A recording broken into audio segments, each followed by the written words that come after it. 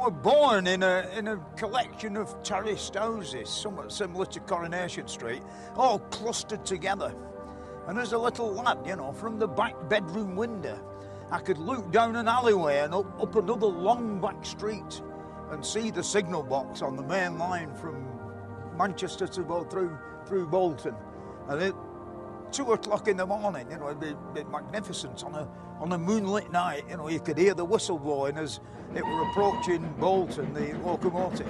And it'd bash across the end of this ginnel with the fire hole door open and big shaft of fire in the sky. And you could see like 2 characters on the footplate, you know, crouched in position. You know, that's really what inspired me and got me interested in steam engines.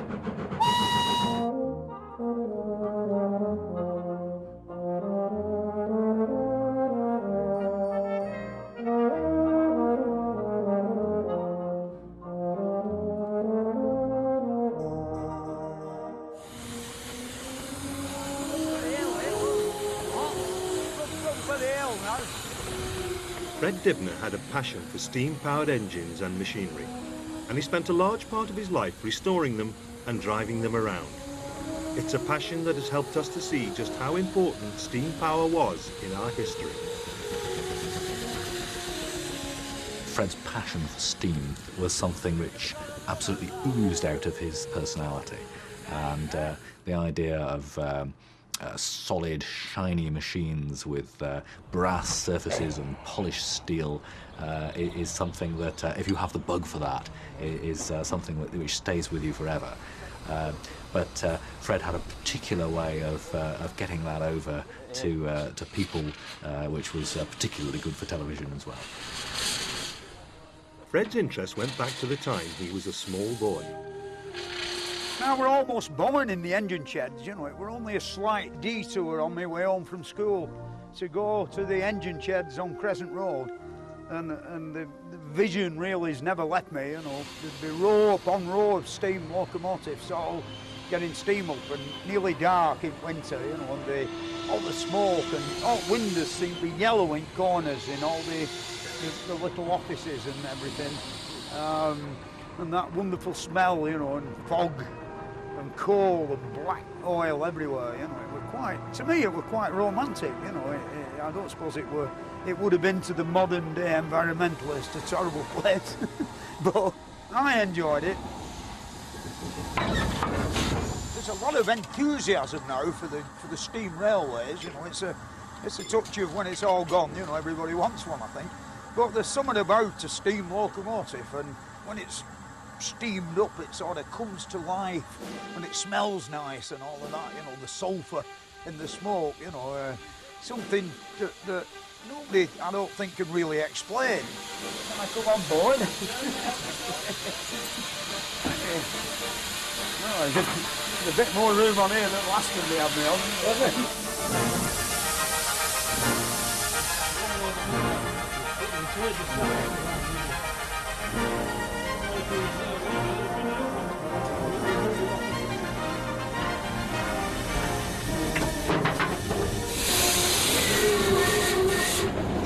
Whistle up it.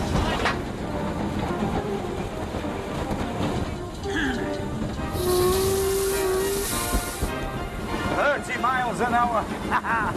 Beautiful. Casey Jones. All the way.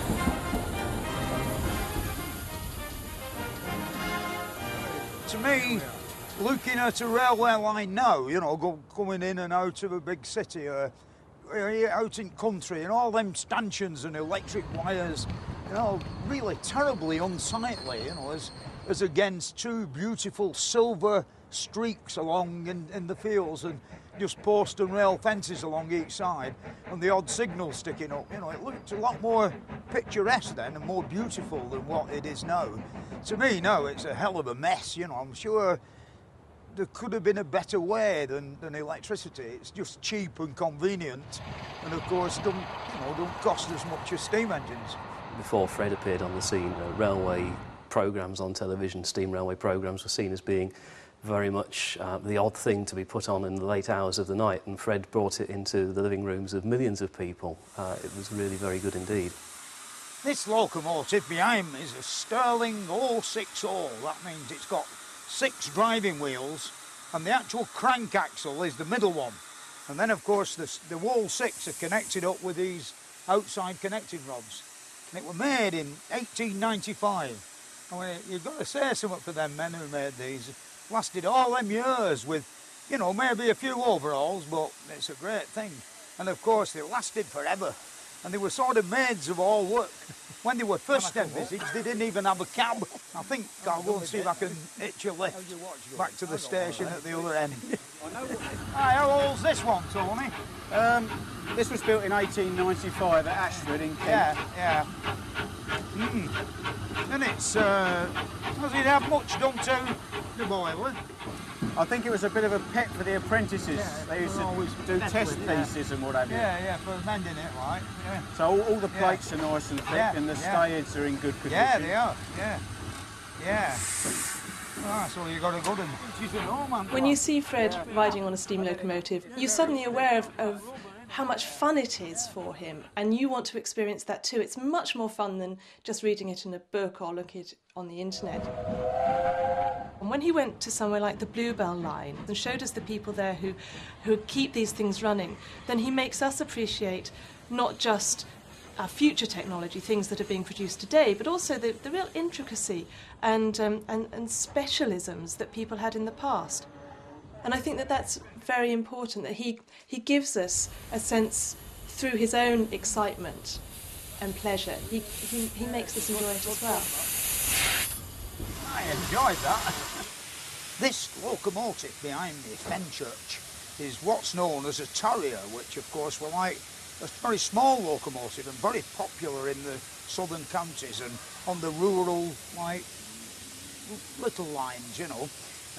Designed by Mr. Stroudley in the 1870s, and they made quite a lot, you know. Lots of interesting features about it, you know, like the exhaust can be converted from going up the funnel or diverted into the water tanks, which of course preheats the water and saves a bit of water that would normally condense in the atmosphere. I mean, considering it was made in 1872 and it's still here, it's quite a credit to Mr. Stroudley. I think I'll go and see Clive now, who's going to give me a few lessons in how to drive it. Bit rash on the regulator. Keep it ticking over. Yeah. And then you can accelerate a little bit more. Yeah.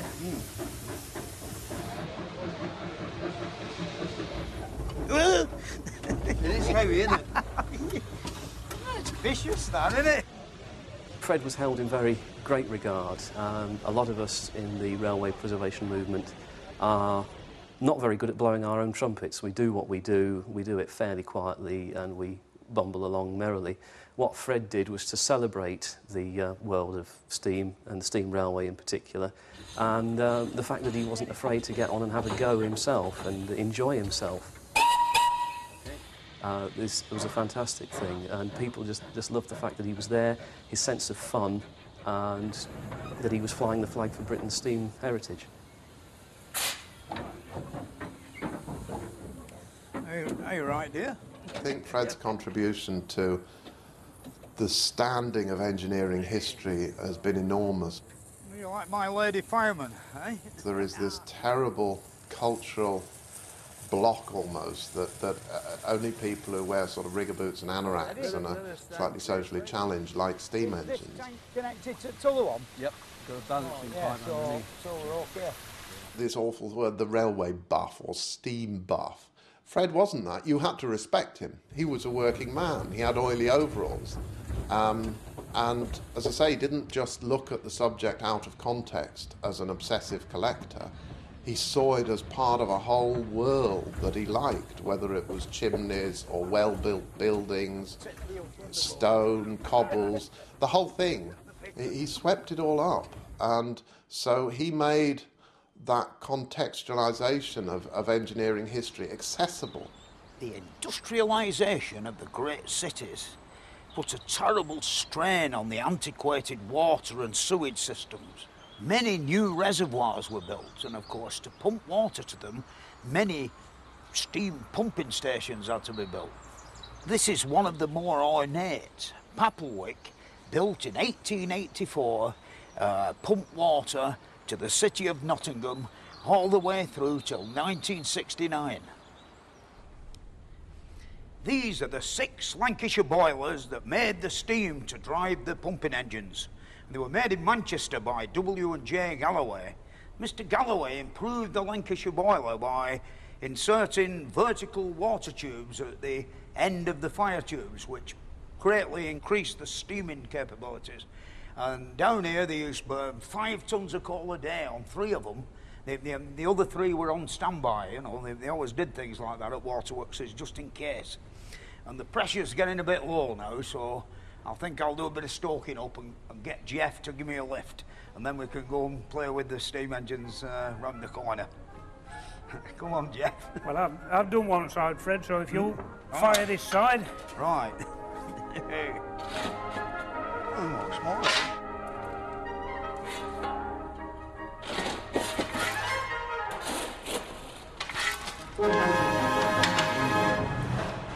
When the engines and the building were finished, they were well under budget, and with all the money they had left over, they did all these wonderful embellishments like the stained glass windows and the terracotta bits outside, and the fish and the birds and everything.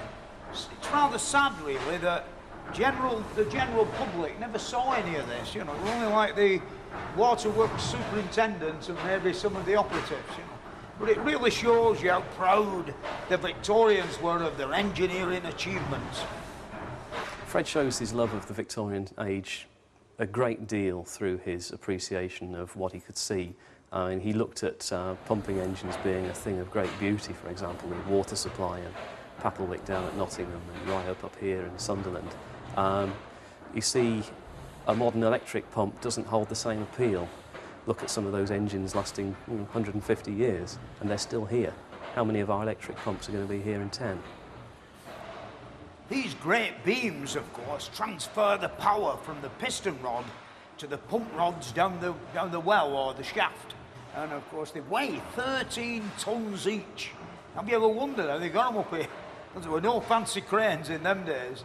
There's lots of lovely old-fashioned pictures exist with great piles of great baulks of timber, and they're basically jacking up the beam as the engine room came up, and then you slide them in over the top of the central beam that they pivot on. The eye bolts in the ceiling really are only for lifting bits and pieces up just to replace things like bearings or, you know, cotters and things of that nature. Steam was Fred's thing entirely, whether it was our steamboat here, which he was very keen on, or the Newcomen engine, or other developments we've got, or anywhere. I mean, I don't think he could pass a chimney, which was his first interest, of course, without thinking, well, that's probably generating some steam. And then explaining to people what that steam was all about, whether he was driving his road engine or watching a stationary engine. I mean, steam was in his blood, if you could have such a thing. And for his last series, he travelled around the country and gave us a real understanding of the practicalities of driving these engines. It's a brand new fusible plug. It depends how many times you do it. Like, you can get away with a few do's, like with no water over the top, but one day it'll have you, you know, and that's it. You've got a ash pan off, fire bars out, black as hell, you know, terrible, you know. And it's always circumstances, you know, like all along flat, no hydrants. And then you come suddenly over the crest of an hill, the bloody great hole, you know, and the water disappears. What are you doing? He was a common man in the streets that had made good. And people respected him because of his knowledge, his hands-on approach to everything. He didn't just talk about it, Fred. It wasn't that he was an armchair engineer, he'd read about it in the Victorian books. He went out there and did it. He was really a man out of his time because he had all his skills at his fingertips. We have always been regarded as being slightly eccentric, wanting to play with dirty mechanical things, but that's the way we're made. And I think Fred's enthusiasm and interest made people understand that it was something that anybody could do and be interested in. Right, well, pressure's dropping now, which means we need some more fire. The fire down here. And he always enjoyed meeting the next generation of enthusiasts. It's their interest that will keep the steam preservation movement alive. So, we stop the engine, then we can open the fire hole door. And then put some coal in. Now, does it look as though it needs some? Yeah. Right, next to you there's a shovel. It's got some coal enough already. If you'd like to lift that around. That's it. That will help build the fire up. Right in. That's about the right place. Just have a look. Right. Yep. Now we should be able to make some more steam now. Ah, here's Fred. Did you get all that, young Edward? Yeah. I see you managed all right. It don't matter what you do as long as you don't lose the shovel. Now then, John, how many of these young chaps have you got on your trust? Well, at the moment we've got about 4 or 5 regulars. Yeah. And there are 1 or 2 extras who sort of appear now and again as the Yeah, wind takes I know them. what you mean, yeah. But about 4 or 5 who are regular and, It's and very good, really. interested. Well, it's where the future of our preservation movement Oh, it is, without a lies. shadow of a doubt, yeah. And we have to bring them on. Yeah. You've got the right sort of cap for it, haven't you? He has, He's yeah. all We right insisted on that. Yeah. I've noticed in your shed you've got lots of projects afoot. You know, I think if you don't mind if I go and have a No, look there are round 1 or it. 2 things going on in there, I think you'll find. I'll see you later. buzz off into the shed. What are you doing here then? Eh?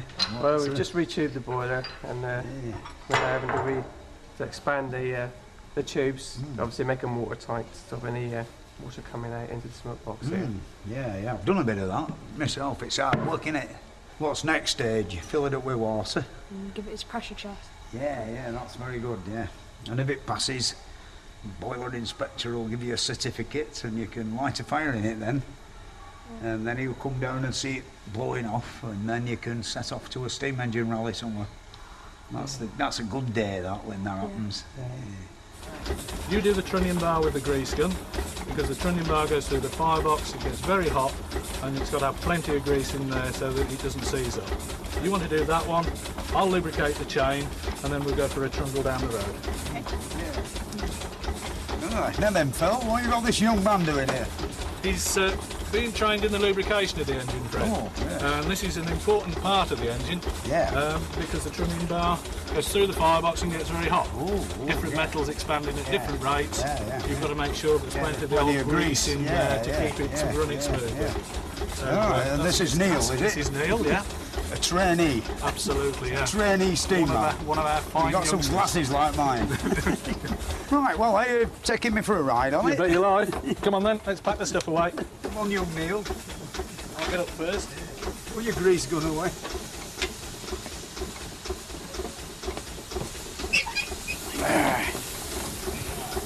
Want to blow the whistle?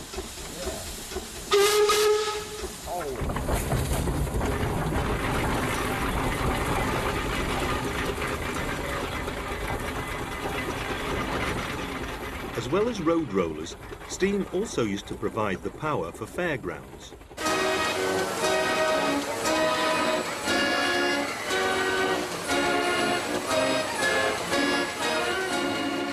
And Fred was always inspired by these showman's engines.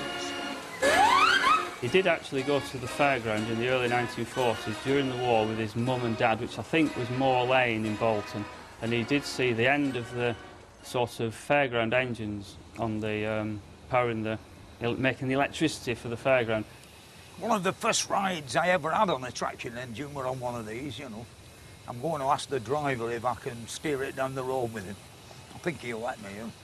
They're all right, Chris? Yeah, right, mate, I'm coming. Hey. Right. Right.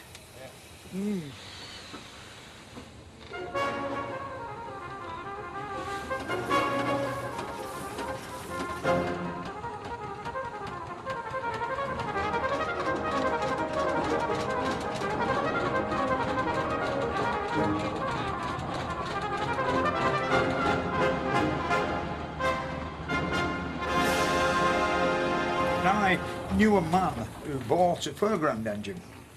And I often asked to play with the thing, but sort of I wanted one of my own, like, you know, you want your own toy, don't you? So about 30 odd years ago I bought a steamroller. And I think I was ripped off. I paid £175 for it. You could buy a steamroller about that time for about £60 and, you know, just beat the scrap man. Anyway, time went by, and this steamroller was an incredible wreck. Remember when that first game, and he parked it in Front Street, at front of the house, and believe me, you've never seen out like it. It from the scrap iron. You want to give him £5 for it. So, painstakingly, over a period of 30 years and 2 divorces, which took a long time, I slowly but surely made a new one.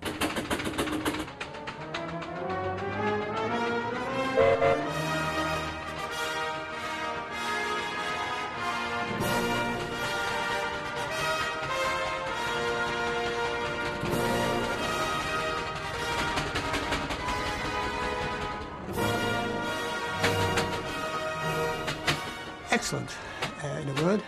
I couldn't fault it. He'd taken meticulous care with every bit of the restoration of this engine. There was nothing about it that I could criticise at all. I've looked at many restored engines and boilers and so on, and I can honestly say I think this was the best I've ever seen.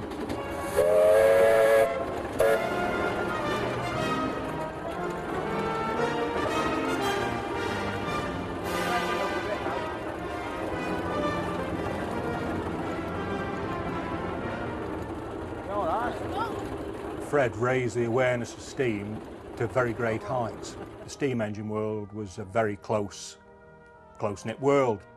Everybody knew what was going on in the world amongst themselves, but nobody else did. And Fred appeared on the television with his steamroller, and it boosted everybody's interest in steam. They went to steam rallies, mainly to see Fred Dibnah.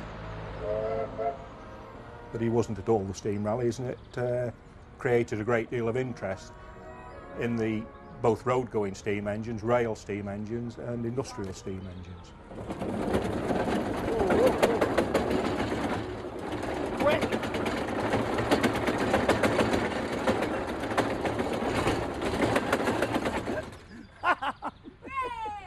They enjoyed that, didn't you? Hang on. That's called running away. Wait a minute. Right, we're all right now. It was difficult at times, but I really took it on board because when I came here, I could see how passionate Fred was about his engines and indeed everything in the garden. And really, that's who Fred was. It was the engines in his workshop. Oh, let Rod have a go. I never saw of it anything as being in competition with me and my place in Fred's life. The two things were parallel. You know, I think he loved us both in his way, but I wouldn't like to have hedged my bets. I think the steam engines would have come first, really. Just back here. He was certainly seen as the mascot for the steam preservation movement nowadays. He was not quite so widely regarded as popular in the very early days. I'm going for a pint. I'm coming with you because I'm not a bloody camel. There were instances, for instance, when the National Traction Engine Trust, which is the body that looks after the interests of traction engine owners, weren't altogether happy that this guy on the box which whilst he was promoting their cause of traction engines and being out on the road with them, they weren't altogether happy that it made it look like it's one big pub crawl from one pub to another pint of beer, out again to the next pub, another pint. Fred used to set off from the house probably 9 o'clock in the morning, and we'd get down to the Lever Bridge, get his first 3 pints, and then we'd perhaps trundle off for another half an hour to the next pub. And I kind of invented this phrase. When everybody used to stop and ask, how fast does it go? I used to say to them, oh, it used to go at 2 pubs an hour. I think, considering, we're not doing too bad.